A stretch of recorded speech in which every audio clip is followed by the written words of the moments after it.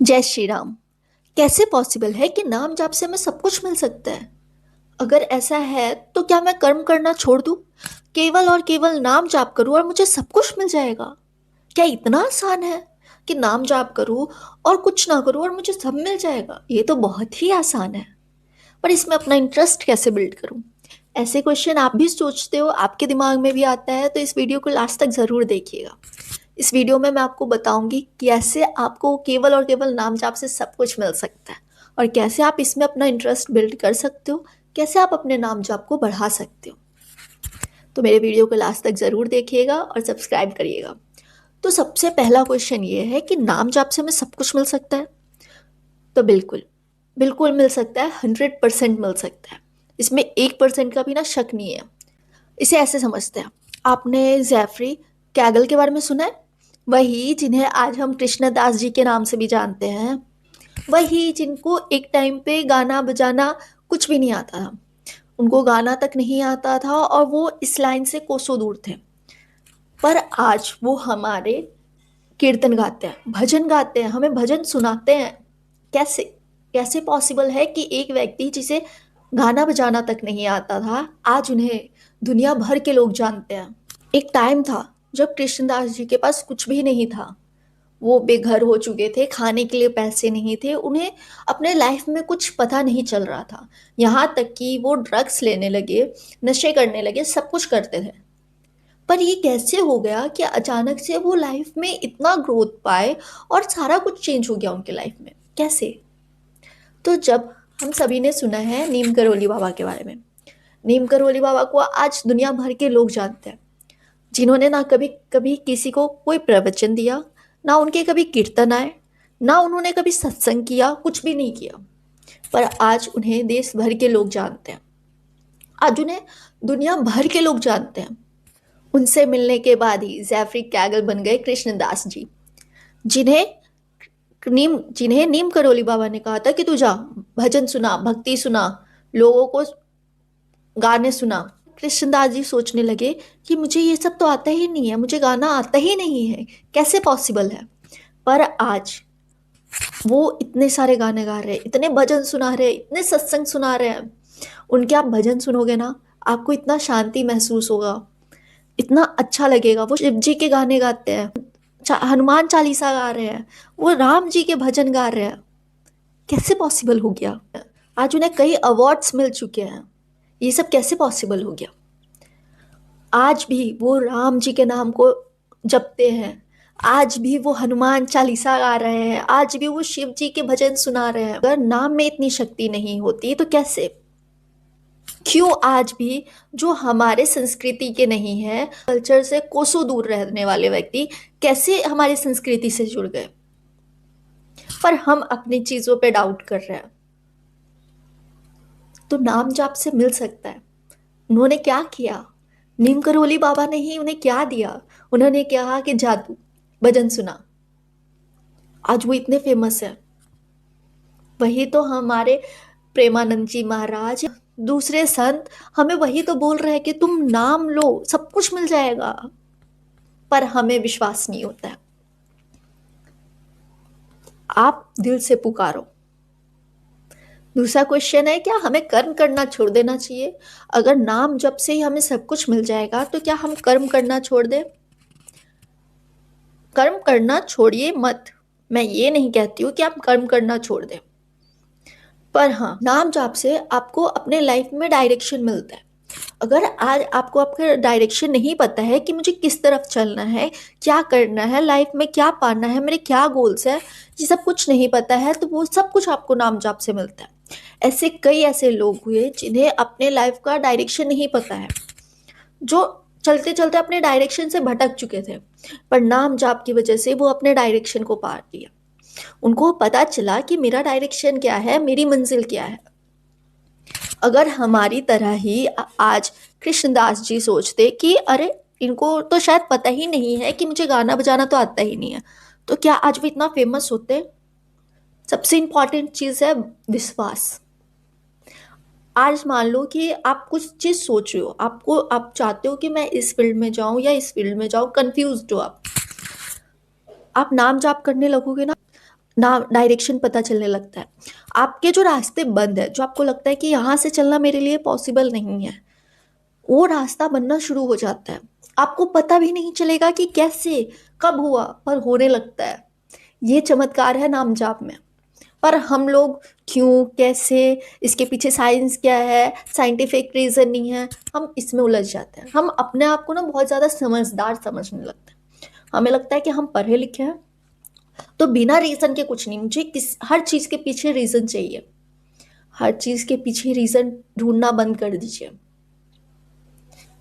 जब कोई इतना बड़ा संत आपको बता रहा है, प्रेमानंद जी महाराज बता रहे हैं कि नाम जाप से परम सुख मिल सकता है, फिर भी शक कर रहे हैं, तो कहाँ है हमारा इंटेलिजेंट?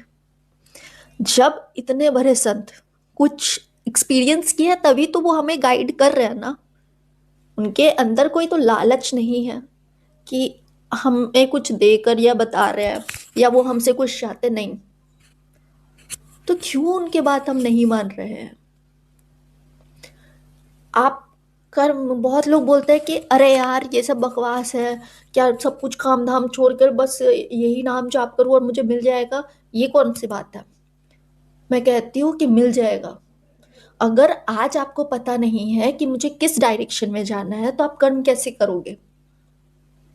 कैसे कर्म कर? बहुत ऐसे लोग हैं जिनको अपने लाइफ का डायरेक्शन ही नहीं पता है कि मुझे किस तरफ जाना है। वो क्या कर्म करेंगे, क्या पैसे कमाएंगे? उसके लिए भी आपको एक डायरेक्शन चाहिए कि मुझे इस रास्ते चलना है, तब जाकर मैं कुछ कमा पाऊंगा। जब मुझे वही चीज़ नहीं पता है, मुझे आइडिया ही नहीं है कि मेरे लाइफ का गोल क्या है, मैं कहाँ बढ़ूँ? सबसे बड़ा आज के जनरेशन का सबसे बड़ा क्वेश्चन होता है कि मुझे अपने लाइफ का डायरेक्शन ही नहीं पता है, गोल्स ही नहीं पता है। बहुत ऐसे लोग हैं, यंग जनरेशन आज के लोग हैं, जो गलत रास्ते पकड़ रहे हैं, गलत चीजें दिखा रहे हैं। तो अगर आपको वो रास्ता सही लग रहा है, तब वो आपके लिए अच्छा है। पर आपको चाहिए कि मैं एक सही डायरेक्शन से जाऊं, मेरे से कुछ गलती ना हो, तो आप नाम जाप पकड़ लो। सुनो, एक बात कंफर्म है कि उसकी मर्जी के बिना यहाँ एक पत्ता भी नहीं हिलता है। अगर जब तक भगवान ना चाहे ना आपसे कुछ कर्म करवाना, आप नहीं कर पाओगे। आप कर ही नहीं सकते हो। ऐसे बहुत लोग हैं जिनके दिमाग में आइडियाज बहुत सारे हैं। ऐसे बहुत लोग हैं जो बहुत इंटेलिजेंट हैं, जिनमें बहुत पोटेंशियल है कुछ करने का, पर वो नहीं कर पा रहे हैं। उनको डायरेक्शन ही नहीं मिल पा रहा है। तो कैसे? इतने इतने इंटेलिजेंट होने के बाद, इतना पोटेंशियल होने के बाद भी वो कुछ नहीं कर पा रहे। क्यों नहीं कर पा रहे? जब सब कुछ कर्म से ही होता है तब। जब आपको कर्म करने का रास्ता ही नहीं पता है, आपको पता ही नहीं है कि किस डायरेक्शन पे चलकर वो कर्म करना है, वो काम को करना है, आप कैसे करोगे? बताओ, सोचियो कभी। तो तीसरे क्वेश्चन की ओर बढ़ते हैं। जब इतना आसान है, केवल नाम ही जाप तो करना है, बहुत आसान है, पर क्यों नहीं पढ़ पा रहे? कैसे इंटरेस्ट बिल्ड करें?